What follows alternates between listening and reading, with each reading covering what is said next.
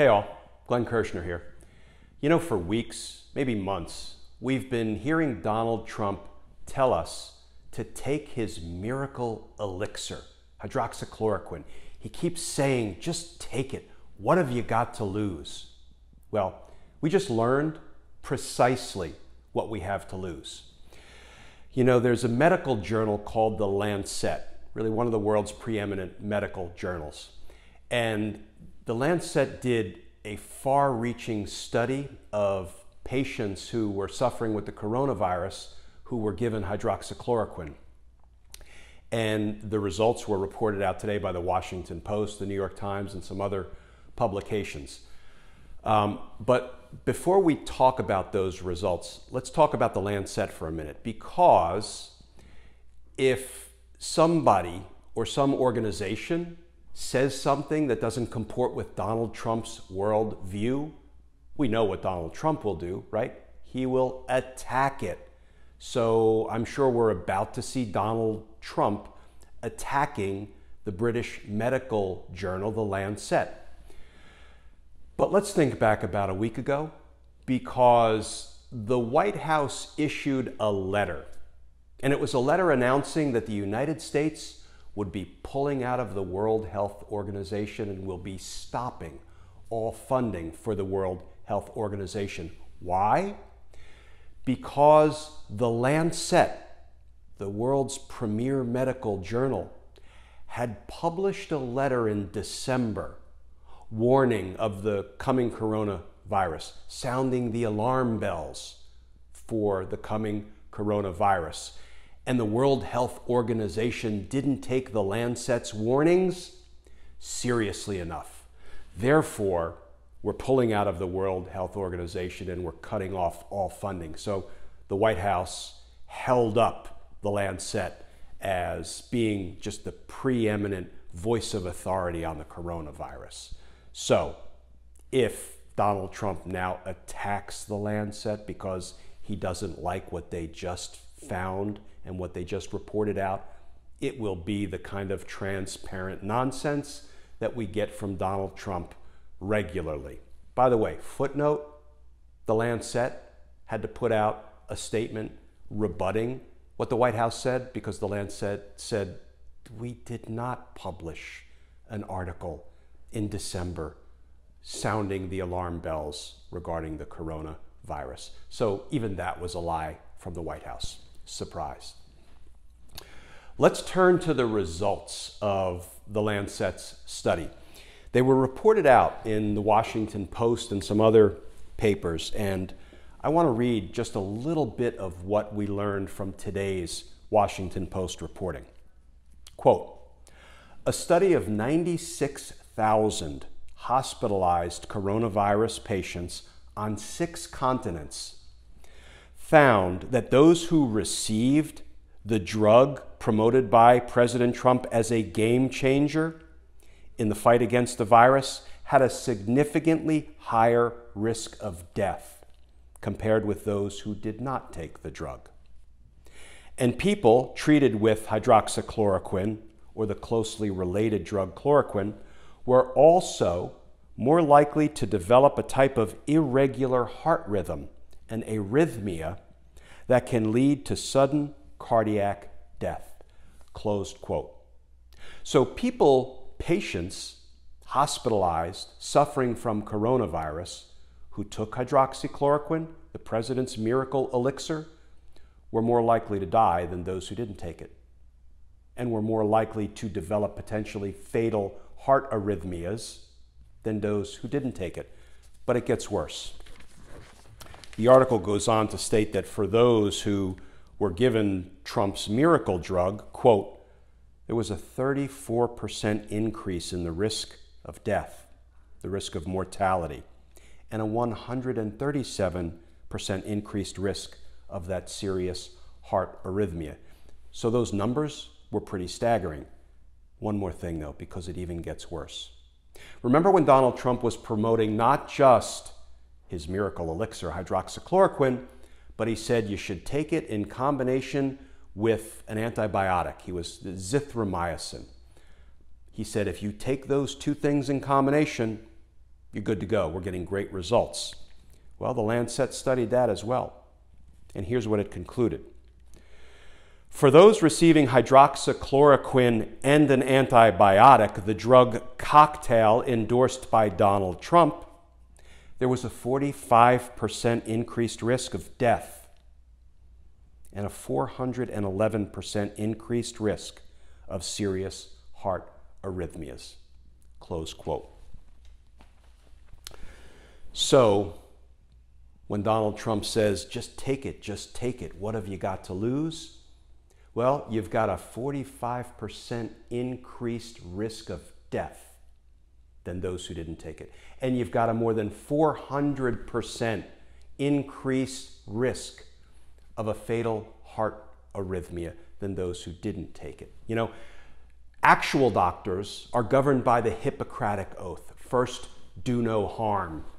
Donald Trump, who apparently fancies himself a TV doctor, operates under the anti-Hippocratic Oath. First, do about 45% harm, you know, if you can profit off of it.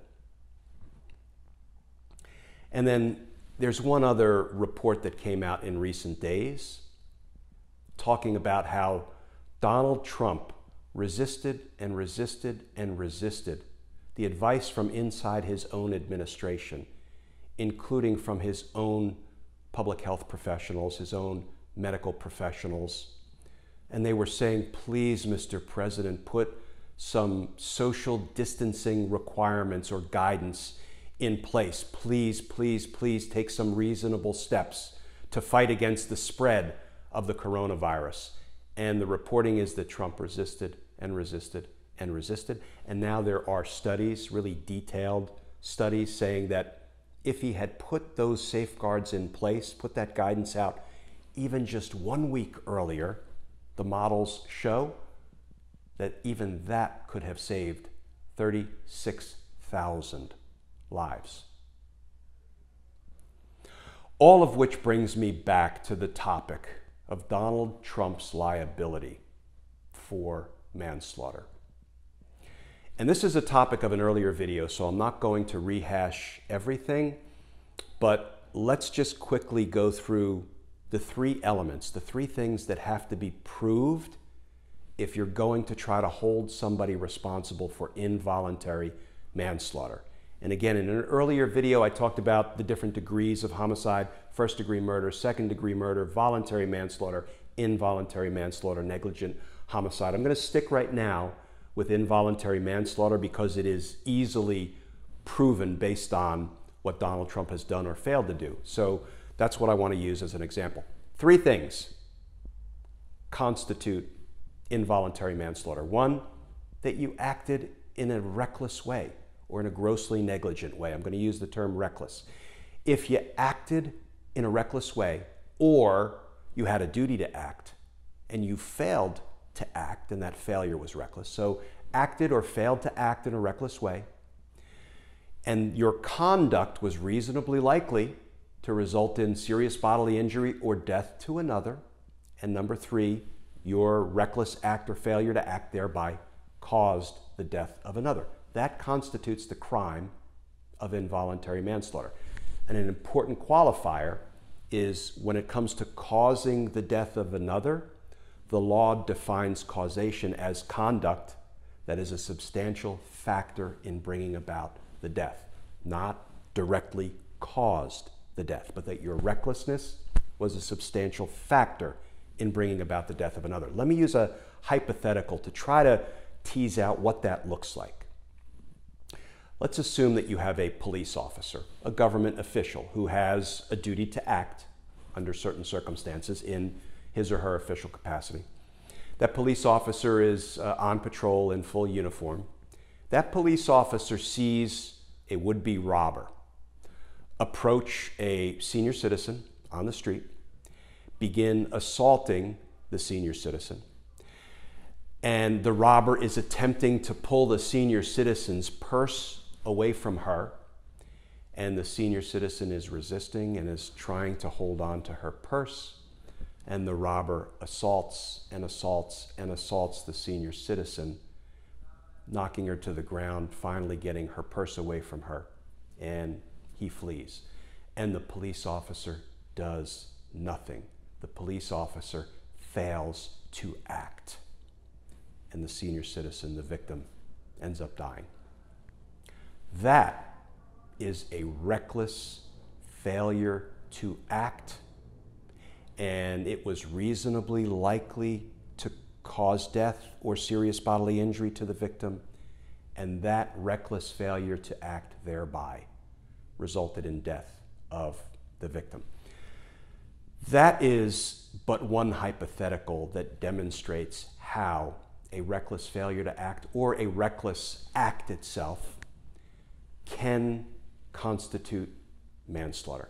What Donald Trump has done by failing to act, by putting in place reasonable social distancing measures when the time was right, by failing to take control of the supply chain, of PPE, of test equipment, of life-saving equipment, and by him acting and telling us, just take the hydroxychloroquine, what have you got to lose? Donald Trump has manslaughter liability. And you don't have to be a 30-year prosecutor to know that or to walk into court and prove it. And Donald Trump is going to have to be held accountable for that and all of his other wrongdoing come January, when we have a law-abiding president and a law-enforcing attorney general. And he's going to have to be held accountable for it because justice matters. It matters. Folks, as always, please stay safe. Please stay coronavirus free. I hope you'll subscribe to my YouTube channel. This is a new venture and I'm working to improve it every day. I welcome your comments on how to improve it, how to make it better, how to make it more helpful for folks. And I look forward to talking with you again tomorrow.